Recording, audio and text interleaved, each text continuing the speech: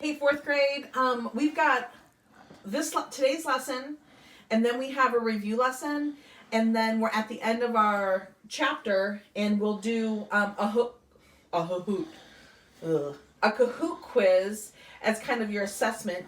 And today is going to be a review for you. We're on lesson 128, pages 296 and 297. So if you want to grab them real quick. And then we're going to be focusing on suffixes. And a suffix, as you know, is a word part that's added to the end of a base word. It's added to the end. And in my teacher's manual, and I think that this should be in the blue tab of your writer's notebook in the back of your English section of your binder, there's a list of commonly used prefixes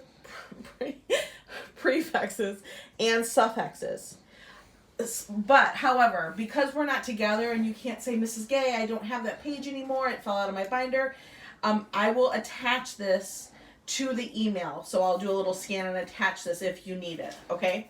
So we're on lesson 128, and we're just going to go through some rules about suffixes. One of the things, and the reason they put suffixes in the adverb and adjective unit is because when we add suffixes, it can change the part of speech of the word. And so by adding suffixes to words, we can create an adverb or an adjective, okay?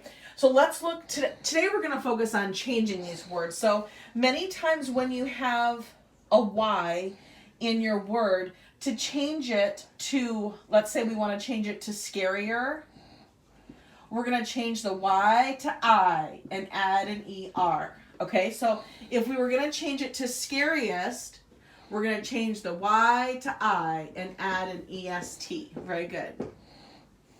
Okay, for large, what the rule says is to drop the E, but in your mind, I never really thought of it that way. I just thought of, well, I don't need two E's, so I'm just going to not add an E here with large, and it becomes larger.